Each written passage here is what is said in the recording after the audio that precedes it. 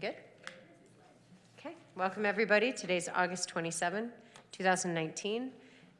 We are at our pre-council workshop. It is 12:05 p.m. Agenda item 1.1, workshop regarding possible night work provisions for the Highway 191 Widening Project. And we're very grateful to have Ryan and UDOT here with us. So I'm going to turn the time over to you for the presentation. Okay, thank you very much. I appreciate the time, appreciate the council's time. I know you guys are busy, so we certainly appreciate you making the time for us to come today. I do have a host of individuals behind me, and maybe so Tony Breinholt is a consultant that works closely with UDOT. He was here with me last time, if you remember, when we came and talked with the council. I can't remember a date, but remember when we came? It's been a few months ago. We came and we kind of gave you guys a preview of what we were going to be requesting as a night work provision. And so Tony's been looking closely at the constructability of the project and just trying to have a fair understanding of what approach we believe the contractor will most likely take on. Monty Aldridge is also here. Monty is the Region 4 Deputy Director. He's assigned over this area. He is typically he is the top dog in the area, so he will be looking over me and making sure everything that I'm doing is in line with what we want to do. He's watching you right now. And he's great, has a great understanding of the area, has a lot of experience in the area, and has been around traffic for a long time, so he understands very well what needs to be done. And Jared Beard, who most of you are also familiar with, is the district engineer for this area. He works closely with all the maintenance stations and all the construction crews that work in this area and spends a lot of time in the area as well. Oh, and Chris Blanchard also joined us. He's our RE for the area, resident engineer for the area. He'll be overseeing the construction on this project. So I'm glad to see that he came today. Did I miss anyone?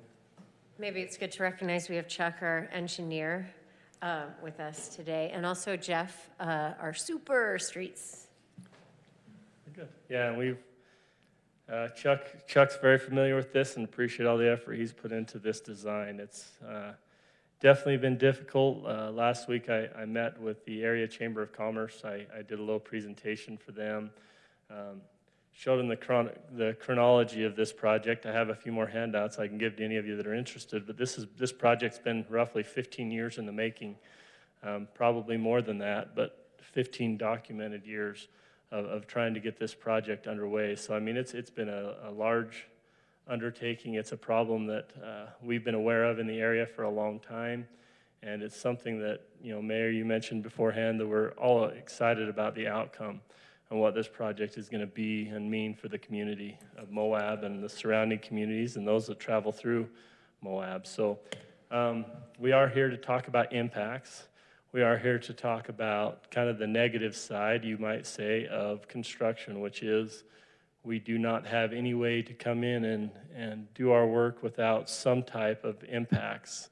But I also want to reemphasize that UDOT's goal, anytime we come into these communities, is to do our work, fulfill the need for the taxpayers in the area, do what we're supposed to do, but do it with as minimal impact as we can reasonably have. And that's been our goal, and that continues to be our goal. So I thought it'd be fun. So I'm going to present a little bit. This is called a ArcGIS just one scene. second. Go ahead. Will you pass me the... do you have both remote controls over there so that we can just activate our screen down here? Oh, yeah, I forgot you guys. Oh, that's not it. Hold on. I think. Oh, too much recreation. My knee is hurting. Fast jump up there. Make sure that's. I'm not sure that's the. I'm not sure. Oh, that's it.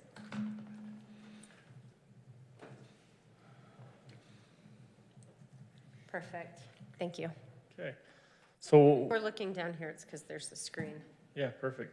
So this is a great rendition, use of technology. This is GIS meets CAD. This is our actual design lines, translated into a GIS software that allows us to look at a kind of a 3D look of our impacts to the roadway. So of course this is our completed project, and I think this is what everybody's looking forward to, right? I mean, I'll just kind of give a brief overview, but as you see us coming down the roadway, you can see that we now have 2 lanes of traffic in each direction. Our sidewalk on the west side of the road will continue all the way to the bridge now. We have the extension of the multi-use path that's going to be on the opposite side of the road. We'll have a storm drain system, which doesn't necessarily show on this, but it's going to be there's going to be a main trunk line of the system coming down the center of the road and collection points all the way down the curb and gutter, all the way to Moab Springs Ranch. But as you can see, I think, if I was to click off this data here, and you can kind of see what we have now. This is a very current drone flight of the area. And here's, maybe it's going to load. Maybe I shouldn't turn that off. There we go. And here comes the newer, wider, more accessible US 191 that we hope will bring a lot of, we believe, and we feel confident that it will bring a lot of desired relief to this area that can kind of get congested and be problematic. Ryan, that place you just passed, where is Okay, that? so this is the zip line, and this is 500 West. And what we determined is our original design had a very steep road coming up here for the city to be able to access this drainage detention basin that's going to be built. As you guys all know, if you go to look at the sediment that's been building up at the bottom of this roadway, this is a major sediment collection point. This is one area that we're really worried about. So we're going to be building sediment basins up here at the top of this. It's going to collect and retain, we hope all, but we know realistically not all, but a large majority of the sediment from the water coming down. I believe this is Stewart Canyon, right? No, which is this one? Okay, Zipline Canyon, we'll call it. So as it comes down in and it sits in that basin, the city has to be able to maintain, because that's one thing that, the city's going to have to be able to maintain these basins. If we don't regularly clean them out and keep them clear of that sediment, eventually they'll stop functioning and the system itself will become not useful. So whose property is that? this is Mike Bynum's property. And this is we were worked through easements with him to be able to build this in a loop shape, which reduces the grade on this road from about 12.9%. I believe we're down to around 7% now. Chuck's had a major concern with this during PS&E because bringing loaded trucks up and down that grade on that road would be significantly risky, especially for them to be coming in and teeing right into US 191. So he asked us to look at it. As we looked at it, we found out that, the property owner was willing to work with us on acquiring some additional easements to allow us to get up to this area. And so that's what that is. Does that answer your question, Karen? So a lot of that is storm drain access is what that's for. As you come down, we just continue with that 4-lane segment. The 4-lane segment does go away at the frontage road, but as you can see, we're providing for all turning movements in both directions onto the frontage road. So the only place that's not going to have a turning lane is going to be this area here, which right now, as you all know, is pretty undevelopable. We have a large soil nail wall that's here that's retaining for the path, and so this area up here currently doesn't have a center turn lane, and in our design, it won't have a center turn lane again. And so then if someone were to want to develop it, they would be required to work with parcels next door to get an easement to... Yeah, I Because think... they would never be granted ingress or egress? I wouldn't say never be granted egress or egress, no, and turn lanes aren't necessarily required for access off of a main highway. There is a development that they have asked us about that they approached us about building a hotel, but their access was down in here, and I don't believe they've gone through any of the city permitting or anything, but there's a developer that owns this land up here that is interested in someday building some type of a hotel there. What's that? My place, right? Yes. Yeah, that's my place. Yeah, they're permitted now. They are permitted now. I thought they were in that moratorium area. But they have approached us, and they will have access. It will be right at the end of the frontage road. So no one that we are aware of is looking to do any of this development just between these two areas right here. So that's, Okay. like I said, you'd have to tear out that whole soil nail wall and move that bike path back. It would be a major undertaking to be able to put a two-way left turn lane through this segment. So it matches what's there now, whereas right now you have 2 through lanes right there. Now it will have 4 through lanes without the center turn lane. So it's similar to the way it is now, just with the extra through lane in each direction. So Chuck, do you know who owns that property he's talking about? My place, the one next to it, to the north, Yes. to the north is Salt Lake Accommodations, which I think is JJ. yeah, I believe it is, and I believe JJ's, they own that coming from the north. In our conversations with them, they're aware that the access would need to be near the north end of that parcel. If you look here, Karen, you'll see we are adding an additional access to this property here for that future use development. Okay. So anyways, I just wanted to show you guys this because we're going to talk a lot about impacts today. I think this is a cool way to look at the future project that's coming. And it's good to see that we're not just talking about impacts. What we're talking about is getting to this end goal, which is to get to the full build out. The parcel that has the lake currently has ingress and egress. Your Google Earth, Sorry, where at? there you go. So there's the driveway there. So they would be able to access that parcel by the turn lane. Yeah. There's a turn lane there. Yeah, anything, because someone traveling southbound can get into this and use that. It's not a full-length turn lane, but it will function as a turn lane. And then are you going to have signs on the bike path? Do you guys do the signs on the bike path, or does the city? Like, this is an intersection, bicycles, beware. You know what? I don't know that I can answer that, Mayor. I don't know if I've looked closely. If anything that we're building that's new path, if there was a sign required, I think we would definitely be putting that in. New path? I can answer that, I believe. We don't own and maintain bike paths. We have bike paths within the right of way. There are maintenance agreements for those bike paths, and so we don't typically, we don't own and maintain them. So it's up to the agency that owns and maintains the bike paths to do that. So I think that they'll build it, and I think they're gonna sign it and stripe it, and then once the project's complete, we'll take maintenance responsibilities the same way we maintain the existing shared use path. But you'll do the initial signage for the bike path that Correct. we're creating past the Fifth West. Yeah, when we build it, Intersect. we'll build it to current standards. Now, if there's additional signing that the city wanted to do that's outside of, bike path standards, because there is a bike path standard, Okay. that would be something that, you guys could do on your own. I don't believe anything additional has been put in or requested by the city at this point. Chuck, are you aware of anything? Oh, Jeff. Historically, on that bike path, anything on the outside of it going to the highway, we've had to have UDOT permission to put signs in.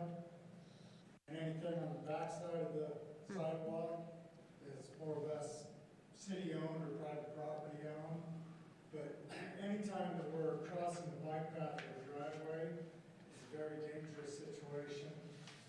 There at Moab Springs Ranch, I have 4 signs on both sides that are clearly ignored at all times. So I don't have an answer on how to fix that. It's just kind of a dangerous situation when you're crossing traffic onto the shared use path. So that's just my little insight, because I did put in those stop signs and stop ahead signs crossing Moab Springs Ranch. Thanks. So Jeff, I use that path all the time. I was out there this morning, in fact. When you're coming north, a lot of visibilities, that's why I ignore it, if you will, going north. Coming south, it's a little dicier because you have to be watching traffic to your left over the trees. So, and some people will, and some people won't, you know? Yeah. And there's a stop sign right there on Moab Spring Ranch's side also. But because that wall curves around there, your line of sight causes you to drive up further so you can see out. So that's where that problem lies and why I was asked to install those signs to at least help. Oh, yeah. Thank you, Jeff.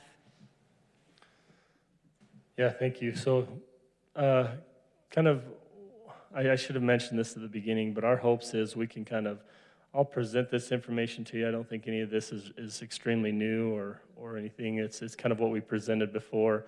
And then what we would like to do is just have kind of an open dialogue between the council and those here, that we can discuss any potential concerns and any mitigation requirements that we believe need to be included in the project. So if you guys remember the last time Tony and I came and we had a workshop with the council, Tony had a model that he drove through, a little car that drove through kind of a 3D model that showed cut and fill and how the road was going to be built, and our concern with why we needed night work. Right now, the plans currently state that the contractor will be required to maintain 2 lanes of unrestricted traffic in each direction during the daytime hours.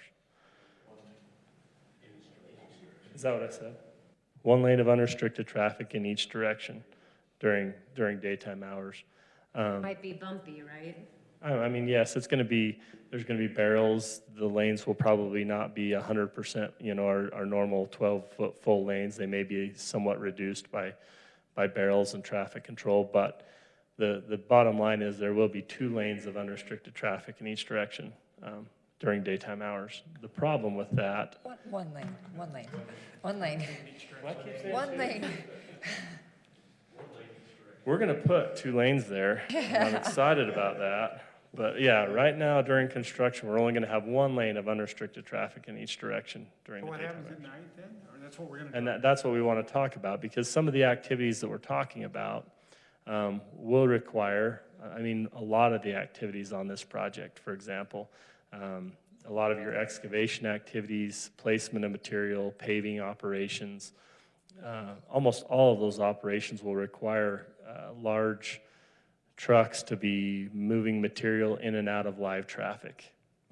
It's not a safe situation. And it's a situation that typically requires a flagging operation, which as soon as you introduce a flagging operation, then we become 1 lane of traffic in each direction. 1 lane of traffic, period. Man, I'm struggling, sorry. It's a tough crowd, Brian. I'm glad I have these guys behind me, though. They're really good. They are laughing at you. So yeah, as soon as we introduce a flagging operation, we become 1 lane of traffic that has to, we have these large stopping conditions, and we can produce a lot of queues and issues, build up in traffic congestion that can cause a lot of issues. So it's best to do those activities when our traffic volumes are at their lowest, which is typically at night. So what we're proposing and what we believe needs to happen for this project to be able to be constructed is that the contractor needs to be allowed to work at night. With that request being made, a Senate bill that was passed 2016, requires UDOT to work with the local jurisdiction to acquire a temporary noise permit that will allow us to do that work if you guys have a noise ordinance in place, which you do. Yep. So that's why we're here. I'll briefly kind of remind you of what we talked about last time, but the way we anticipate that a lot of this work will be done is kind of a 2-phase approach. If you can see the orange on the Google Earth map, this is the area of impact. This is the area where we anticipate in phase 1 the contractor would begin their work. So they're going to be removing roadway, excavating, putting in curb and gutter, sidewalk, and eventually paving. They're also going to be doing pipe installation, which if I turn on these pipes, you'll see kind of a yellow line appear. In that's Is it an area where, stormwater so you pipe? can see, so this is a stormwater trunk lines. So as you can see, I'll start here at 400 North. So as they start coming down, Sewer and water? Are we doing any sewer and water? We're doing minor sewer across from Poison's Way, that strip mall. right here, Very minor. just we're done. The majority of the work that's new is the storm drain. So during that phase one, they'll be laying this storm drain pipe down, trunk line down the roadway, kind of towards the center of the road. You can see here we get narrow enough that we cannot provide the one lane of traffic in each direction. So the trunk line stops, and then it starts back up as we get down a little further where we have a little more existing width in the asphalt. Down in here. And then what they would do is essentially build everything they could within that area, and then we would move to a phase two construction, which if I turn those on, you'll see that basically the pattern flips, and they go to the other side of the road. Anywhere that we couldn't install storm pipe in the first phase, now we'd be tying in those storm lines in the second phase, and we'd be tying in the other side of the roadway. That's Mavita right there, right? This is Mavita, correct? Correct. And I can zoom out a little bit, but just kind of wanted to give you guys a perspective of, how we anticipate. And I think I explained to you guys last time, until we have a contractor on board and a project that's been awarded, we probably we won't have the exact answers of how this is going to be done. Contractors have proven to be pretty innovative and come up with a lot of new ideas and new approaches and things that sometimes we as designers and project managers don't necessarily think of, because this isn't something we do every day. But these individuals that do this and plan these, they have a great understanding. That's why we bring Tony on, is because he's worked in that sector and done that type of work, so he has a better perspective of how he anticipates the construction being done. This is the option that he feels is the most likely. A contractor may come in and find a better way to do it, but what we would require, so our goal is to build specifications that protect UDOT and the city from getting what we want and not having a contractor have complete free reign, but also building specifications that are open enough and that are flexible enough that a contractor can be innovative and that a contractor can come in and be as efficient as they want to be. One thing you'll probably hear me say a lot is the best mitigation that we have for the construction impacts is duration. The best way to mitigate the impacts to Moab City is to get this job done as quickly as we can. Because during construction, there's no way for us to make this unimpactful to everyone. So the best way to mitigate the impacts of our construction is to shorten the duration. So that's... And when does phase one start? What's that? When is phase one? Well, that depends a lot on when we can get this project bid. Right now, we're still working through right-of-way negotiations with a lot of the property owners. We're hopeful that we can get this project bid in October, and that hopefully we could have workers on the ground this winter, sorry.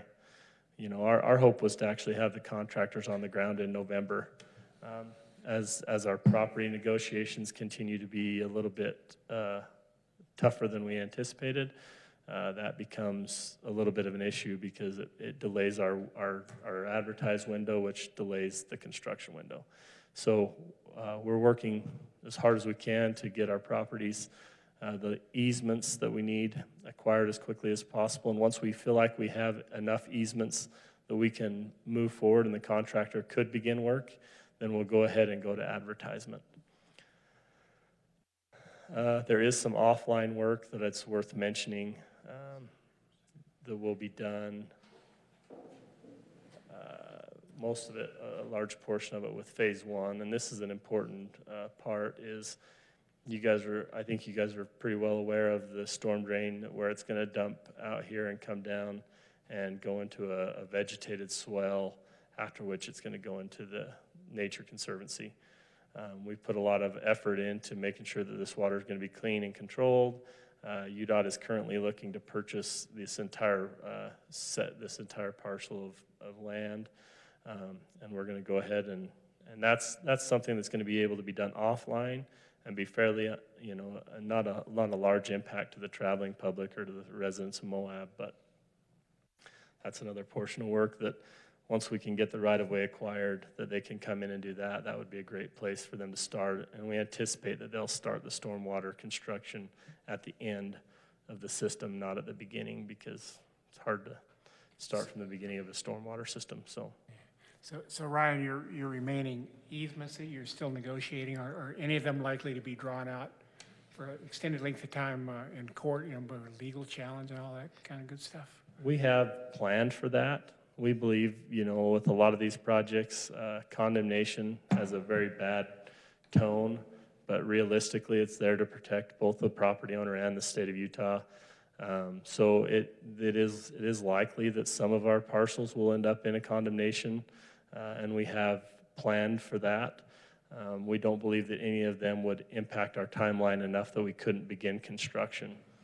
We may have to advertise with what are called limitations, which would basically be a statement to the contractor that they cannot begin that portion of work until the property is acquired. In a lot of those situations, the landowners can give what's called a RU. It's called a right of occupancy. Thank you. A right of occupancy, which allows us to get in and do the work, but it allows us to continue the negotiation of the costs and all the other impacts. Several property owners have already signed those, and we anticipate if in the worst case scenario, if we do have to go to condemnation, a lot of times the RU is granted by the courts pretty early on, so it allows us to continue our work. So yes, the answer to your question is yes, some of these could go that route, but we don't anticipate that the duration would prohibit us from continuing with construction. Yes, so the danger in doing all this is if you go ahead and start construction, and then something gets hung up, then you would sit there with a, one-lane track. I mean, we could sit there in a quasi-construction state with no particular activity going on while you're waiting for the legal wheels to turn. That would be the downside, as opposed to getting it all squared away before you turn the lot of dirt. Our preference is always to get it all squared away prior to bid for that reason. Yeah. The good part about this project is that all the work that has to be done can be done within the UDOT right-of-way. Most of the easements that we're acquiring are either for some of the storm drain work or they're for us to tie in properties to the new elevations and roadways, sidewalk and curb and gutter. So a lot of the construction that we have to do, which is our roadway and our curb and gutter, that can all be done within the UDOT right-of-way. So we're not necessarily looking for easements in the scope of work that has to be done. Most of these easements are actually easements for us to be able to better the properties and tie them back into our new roadways properly.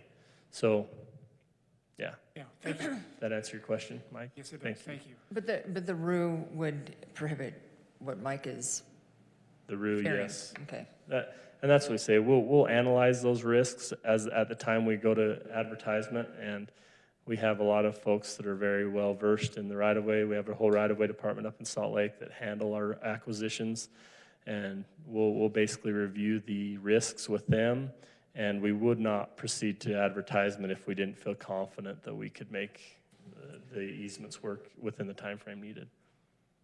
Okay, thank you. So that hopefully that answers your question. Can I ask, are those retention ponds there on the other side of that Here? campground? Yes. Or those are? This is Portal RVs. They own those ponds, yes. Okay. And so.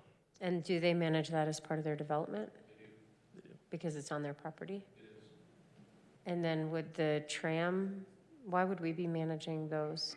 Why wouldn't the tram? Those are not stormwater detention ponds right there. Those are their fish ponds. Yeah, they're recreational use. Oh, They're not detention pond or retention ponds? Correct, they are not. Okay. Yeah. Any other quick questions? Like I said, we're going to open this up to you guys. I just wanted to kind of get through a few more things.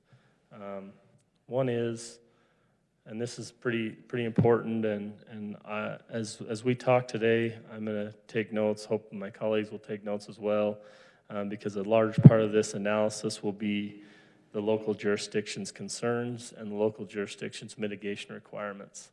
But one thing that with this Senate Bill 177 that we've been asked to do here at UDOT is to perform this net benefit analysis, which is basically an analysis, and I apologize, it zoomed in a little bit because the text gets very small so you can't see everything, but this is an analysis that's going to compare night work to daytime work.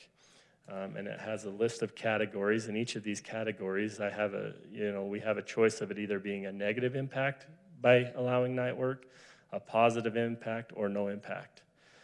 So the very first one is public health, which you can see there in parentheses is noise pollution and sleep. Hotels and residents are definitely, when I met with the Chamber of Commerce last week and talked to several of the property owners, business owners, one thing I heard was those businesses that do work during the daytime hours and that want traffic in and out of their business, they're all for doing as much night work as we can do because that's a benefit to their business. Those businesses that have hotels or residents that live near the roadway, I would assume that they're going to be less, they're going to see that as less of an advantage because of the sleeping and the noise that might be produced at night. So you can see there in my write-up that no one wants noise outside of their home or businesses at night. However, this is a moving operation, and that's not right, sorry. No one should be affected for the entire construction duration. So kind of one thing I wanted to keep in mind is, we always look at these things as kind of the worst case scenario that, you think about a year-long duration of somebody with a jackhammer right outside the door of a hotel. That's not what we anticipate happening. We anticipate that there will be several operations that may come through in front of a hotel, and each of those operations may take, a night or two, maybe even a week. But those operations will eventually move on to different parts of the roadway, and we will restore back to that night work, and it benefits those residents that we're not going to be out in front of anybody's one location for, let's say, the full duration of the project. But I did list this as a negative impact because when it comes to noise pollution and sleep, I don't think there's any way we could call night work a positive impact. And what about lights too? I mean, construction at night is very bright, and so how is that? That's another one that we're going to talk about. I appreciate you bringing that up. And that one's going to come up a little later on one of these other topics, if you don't mind me addressing that there. Great. Project completion, the schedule and duration of the project. Obviously, this is a positive in our mindset for all the reasons that I've already kind of discussed today. And as you heard me say, our best mitigation tool for getting around the construction impacts is to shorten the duration of the construction. So I don't know if there are any questions about that. But then air quality, one thing that this brings up is congestion. Congestion and congested traffic is a high impact on air quality. Oh, are you saying idling is Yes. Really? Yeah. So. Okay. Just a little Okay. something else we got going on. So, I mean, definitely the more we can keep traffic moving and we don't have to keep traffic out on the roadway idling in large queues, we believe that the air quality and the congestion reduction would be a positive aspect of the night work. So that you can see that we've listed that as a positive. For the same type of reasons, traffic with delays and construction impacts, we also believe that performing the highest impact activities during the low volume traffic will reduce construction impacts to businesses, residents, and tourists. Because as I mentioned earlier on in the meeting, if we have to go to a flagging operation during daytime hours, we believe that's going to be very problematic with the volumes of traffic that are here during the daytime. Can you define what high impact activities will be? So one thing I've mentioned a few times, and I think is probably linked into a lot of different activities, is large trucks moving material, whether it be asphalt, material that's been generated from the project, or cut material, or material that's being brought to another location for fill. Any of those activities will require large trucks moving in and out of traffic. So a lot of those activities, I believe, would be considered high-impact activities. Okay, but we're not gonna be blasting anything, or, We don't anticipate any blasting, and if there would be any blasting, that's definitely an activity that would not be allowed at night. not everybody, but I can ignore the sound of those trucks because I listen to them all day. No, they just rumble in and out. Okay, that's a little bit, just large truck noise is a little bit different than some other construction noise. Correct. And with each of those, I have to, to be honest, with each of those activities, there also comes the placement of the material, which typically requires equipment. There will be backup alarms. There could be vibratory activities. Those are kind of the things we want to talk about. It's very difficult to move this material, any of these materials. Asphalt specifically, you cannot move to a location and then place later. It's got to be placed while it's hot and when it's being delivered. Some of these other materials, there's the potential that we could, maybe deliver the material. I think that was discussed last time we came, that, maybe the material could be moved during the day, but it could be placed, or during the night, but it could be placed during the day. That as well is a little bit problematic, just because to be able to place this material, we want them to compact the material and place it in a manner that it's going to hold up. And if it is placed just in stockpiles, it just creates a lot of rework for the contractor and limits their productivity of what they can do. And again, that lengthens the duration of the project. So we can talk more about that. Economics, we kind of briefly touched on that a little bit. I talked about the different businesses. Again, I think those businesses that have daytime operating hours are probably going to be more in favor of nighttime work, and those businesses that are providing places of rest and things, hotels, those types of businesses, I would anticipate would be less favorable for night work. So I've listed this as a no change because kind of as I mentioned early on, all of the construction that we're going to do is going to be impactful. So again, the real way to limit impact is to reduce duration. And in order to reduce duration, we have to be able to allow them to work at night. Safety, one thing about safety. Wait, before we move on from economics, I just wanted to mention one thing. We had talked about certain events that cause a lot of traffic.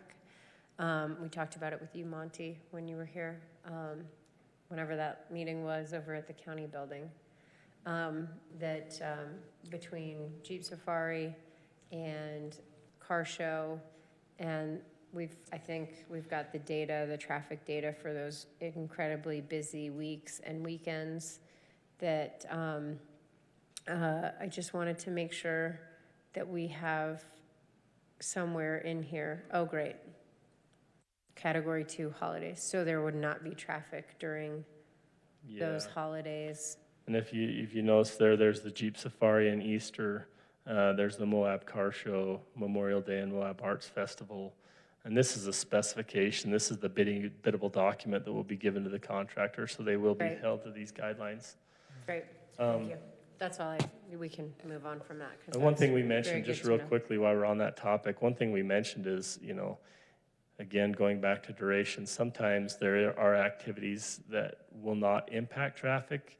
Say there's something going on, they're in a phase 1 construction, and there's an area of the road tore up, and it's going to be tore up. It was, that's something that as the project continues, sometimes limiting the contractor to not work doesn't necessarily change the effect on the traveling public, because if a road's disturbed or there's a trench open, you can tell the contractor not to work on it, and that's what we're doing here.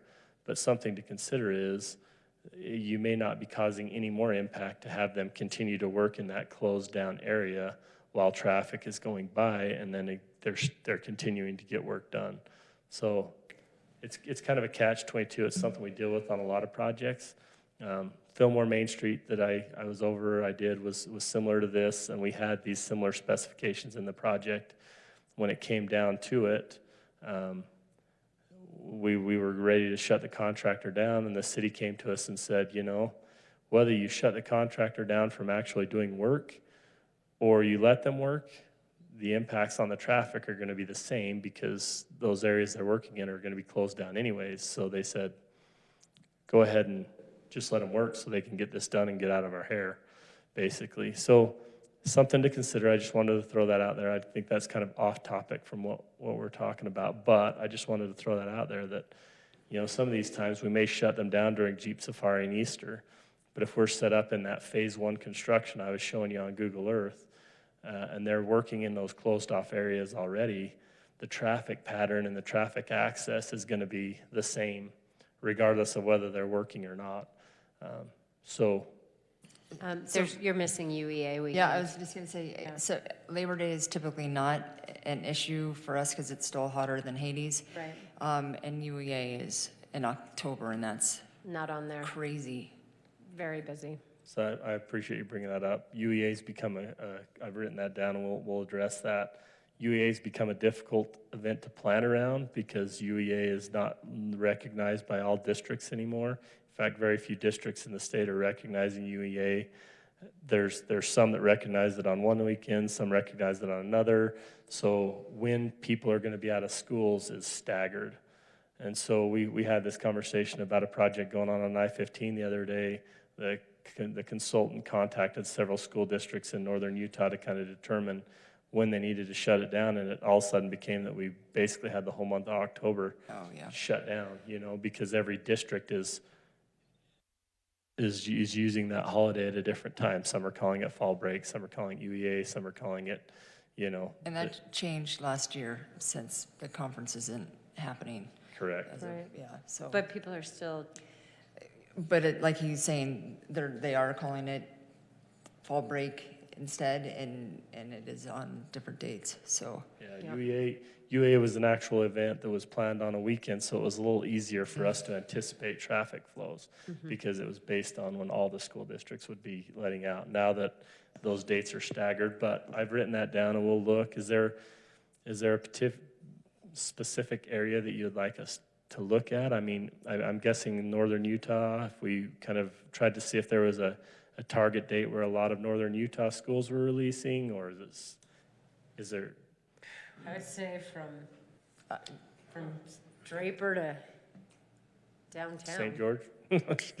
And I don't know if Colorado has it, but we get plenty of Colorado visitors in the fall too, so.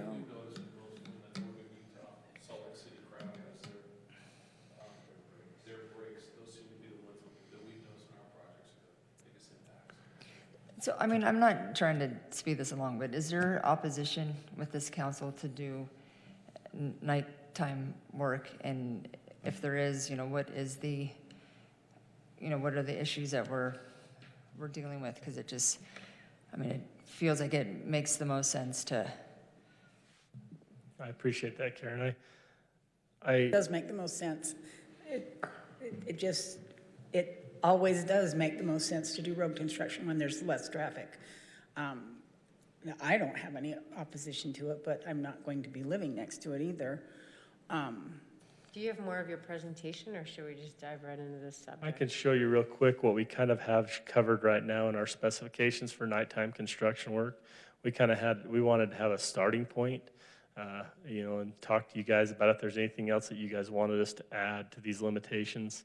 But right now, it basically says that it will be limited to those included in the attached temporary noise permit. So as part of this, they will have an attached copy of our noise permit that will acquire from the city to allow us to do the work. And if we define any other mitigation commitments in there or mitigations in there, we can. When will this noise permit come to council for approval, or will it? It will come to council for approval. I think Chuck and I have talked. We'd like it to be something that comes before the council. We were hoping to get that direction today, next session in 2 weeks. Yeah, we believe if we can kind of get your guys' concerns captured in this net benefit analysis and come up with any additional mitigations, that we can then get that concluded, and I believe the packets go out for you guys, is that next week? So, yeah, so we would turn around and does somebody have a calendar, a date on that? Okay. Yeah, I was just gonna, I'm just gonna throw it out there. The lights are really bright during construction, and residential is all to one side of the highway. So if there's any way to stage lights so that they're not shining onto the homes, but just at the project and toward away from the residential, is that specified somewhere in here? So right here, it says, provide adequate lighting for safely performing satisfactory inspection and construction operations, minimize intrusion of construction lighting directed towards oncoming traffic. We could also add in there homes, minimize intrusion of construction lighting directed towards adjacent properties, sorry. Just adjacent residential properties? Residential properties, residential and business. Maybe businesses aren't, well, it depends on the type of business. I think we probably want to reduce it to all properties, not just specifically residential, because a lot of the properties we are dealing with are hotels, you know. We actually just, the contractor really well coordinated with him, and basically we had one light that was gonna shine on some rooms, and he just made sure he did. I think we can put that note in there, and it gives us something. The board is the contractor, but And typically, they also have room darkening drapes as well. I mean, Yeah, just whereas residential doesn't. residential does not, so. Yeah, that's why. You would like me to add residential to that statement? The only thing I didn't want is or do I want to say residential and business?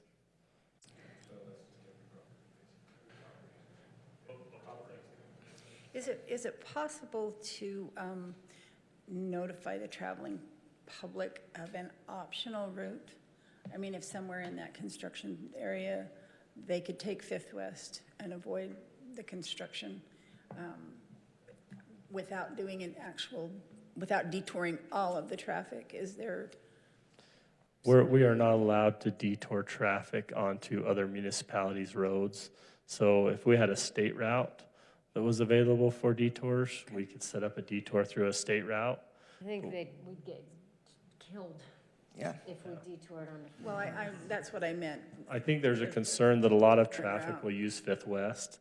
And I Yeah, think that will probably happen with a lot of the local traffics that understand where they can go off Fifth West.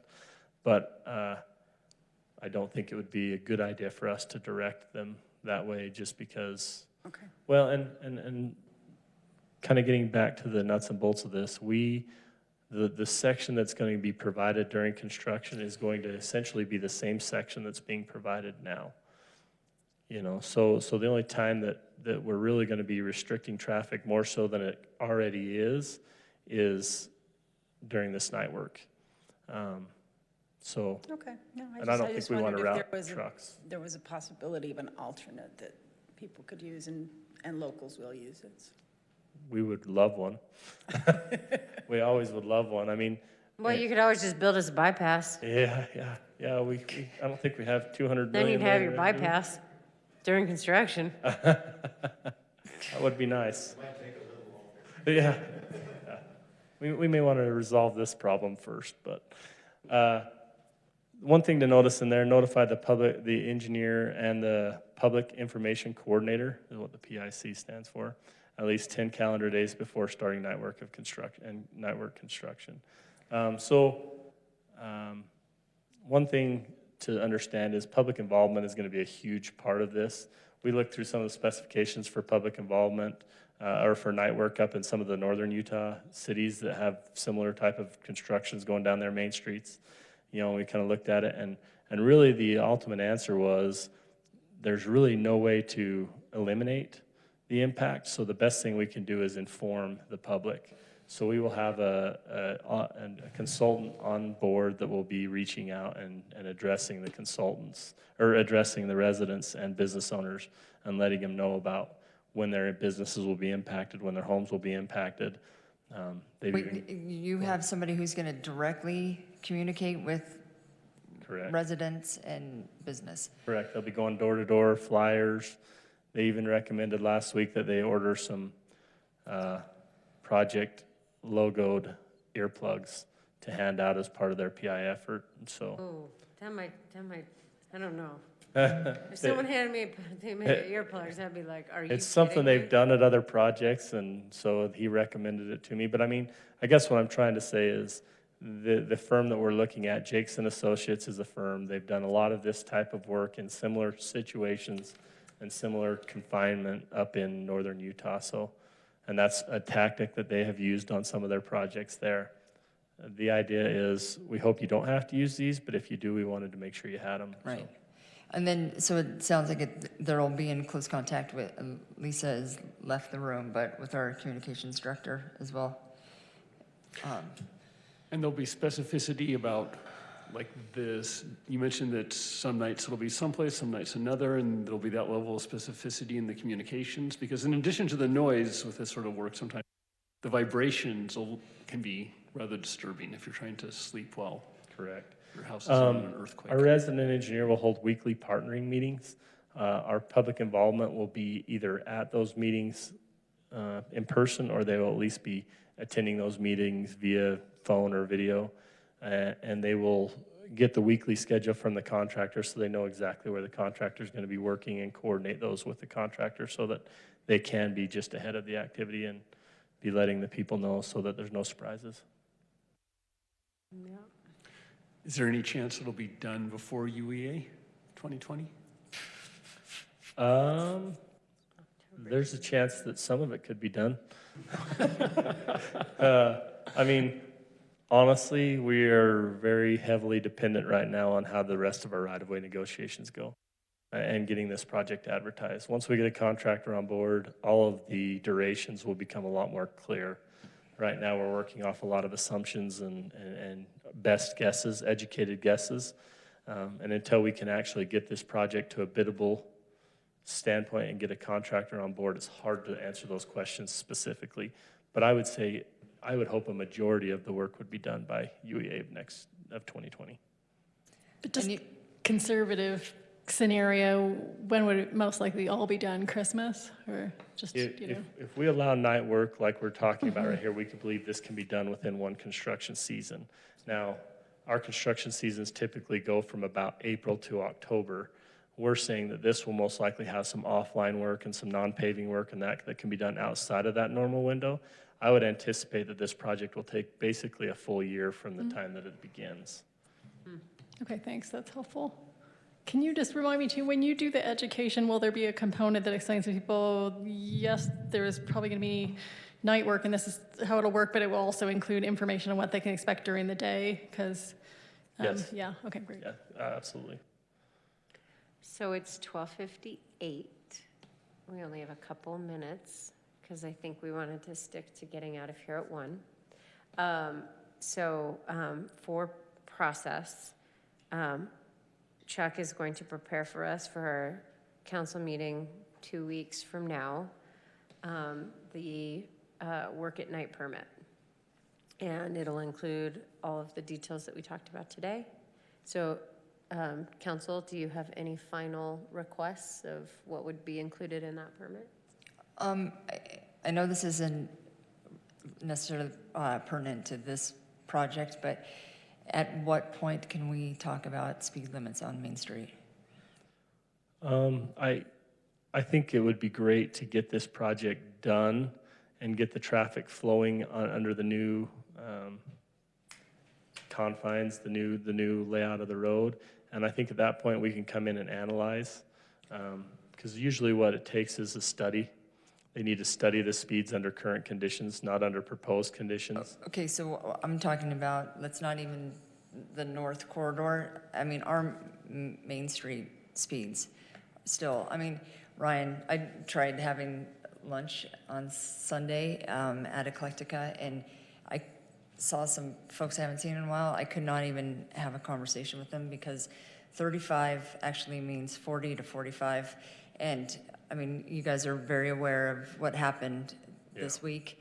And that the speed limits, I mean, I know we have to do a study. I mean, but there's reason to believe that slowing our traffic down in the corridor of Main Street would be conducive? I'd be more than happy to coordinate some type of a meeting between the council and our traffic and safety folks, if that's something that you guys would be interested in kind of hearing. I don't want to go into the depth of how speeds are determined, just because I think it would take a lot more time than we have today.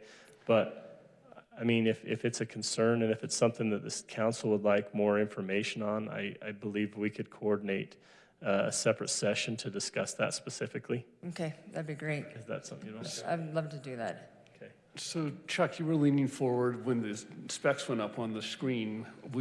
Have you or will you have a chance to review these from the perspective of protecting our neighborhoods? Well, that's, the question is, I was gonna ask you, I'm glad you asked it, is Ryan and I've had discussions about, does night work mean 24 hours a day, 7 days a week?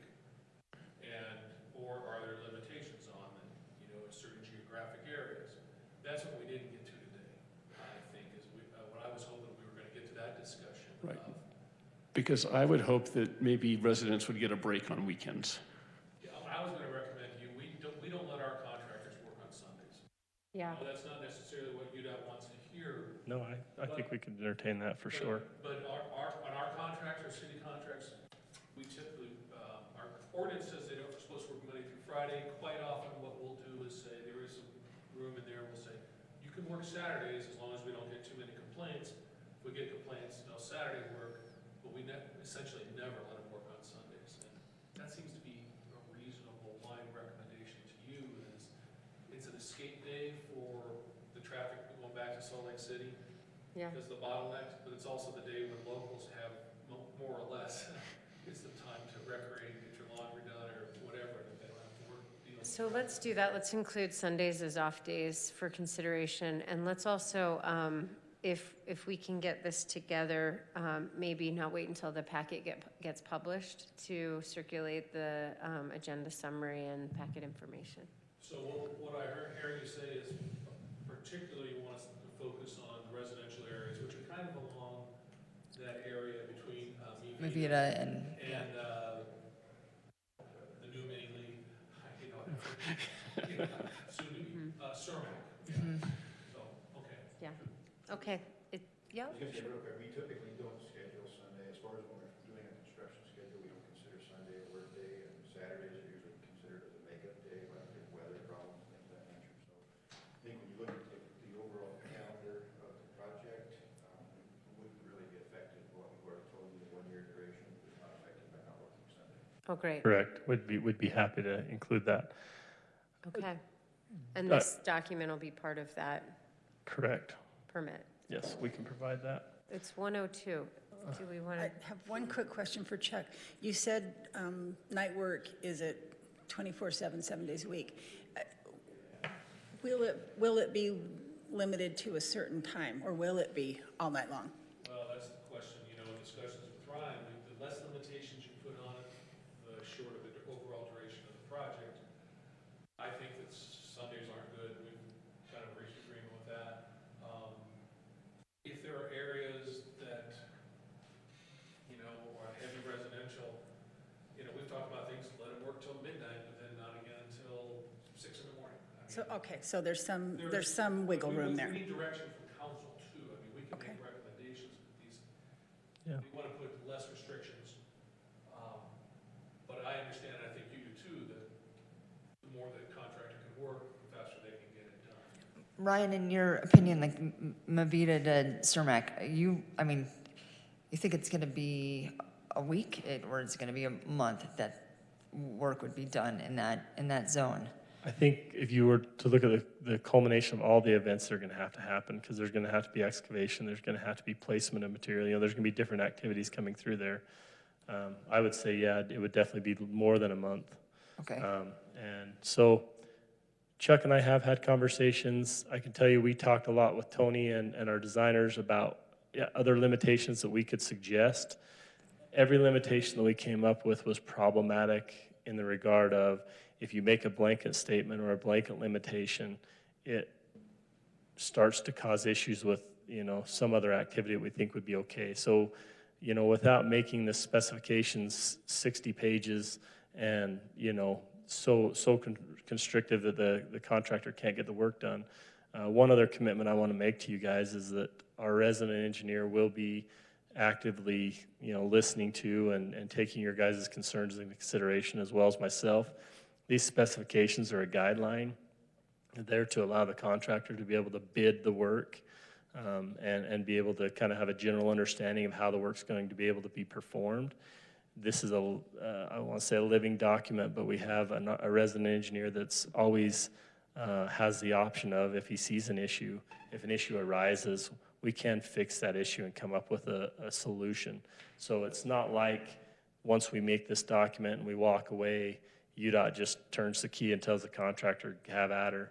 Like, we're gonna be there, we're gonna be actively directing them on,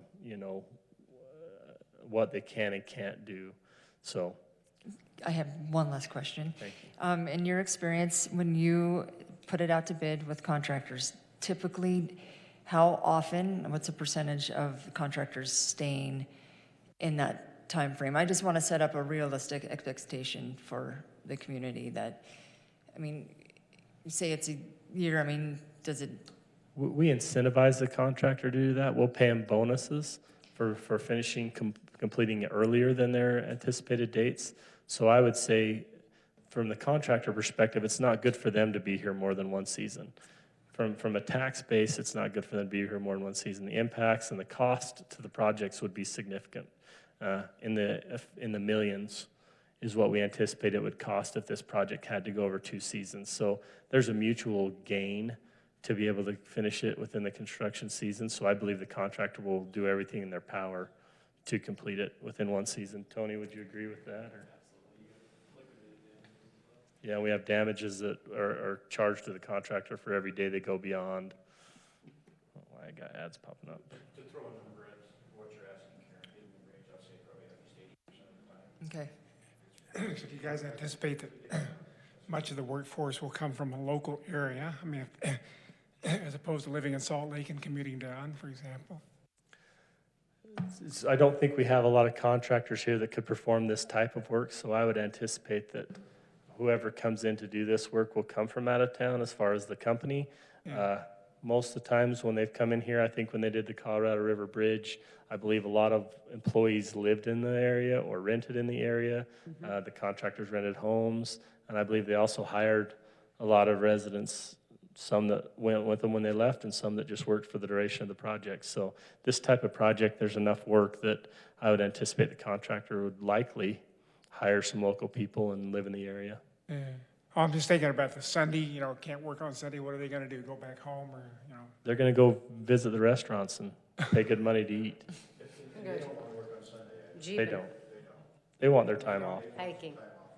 We're going to dabble in photography.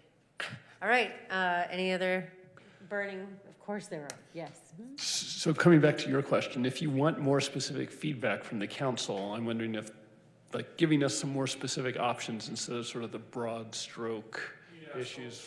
So And one of the thoughts was maybe not. In the residential area, no work between midnight and 6 a.m. Right. So what I was going to say was maybe you could come back to us with a menu of things you want us to decide on, because it seems like we're out of time now. Plus, Chuck, I think that'll be helpful when the agenda summary is in the packet for the public to know there might be, some different options. And I'd be happy to come back and help Chuck with that as well. And I apologize that, this was our first attempt at our limitations. So this is there, but, like I said, we didn't put a lot of additional limitations in there because unless there's a specific need that you guys see for a limitation, I don't believe we should add it to the project. Because if we just kind of have the reaction of, let's try and make this unimpactful, it's a good goal, but it would just lead to an unbuildable project. So in reality, unless there's a very specific issue that you're concerned about, I don't believe that there should be a lot of additional limitations added. Chuck's brought up a great example of one that if you have a concern, and I know Chuck has a concern for those residents, there is that small residential area within the project. I think that we could probably put some parameters around that would protect them, and I think that's a very valid thing to bring up. Okay. All right, it is 1:09. Is there a motion to recess? I move to recess until 6 p.m. 6 p.m. Thank you. Kaylin, second? Second. Thank you, Tawny. All those in favor? Aye. Ryan, thank you so Thank much. you. Thank you. Gentlemen, thank you. Appreciate it. Sorry we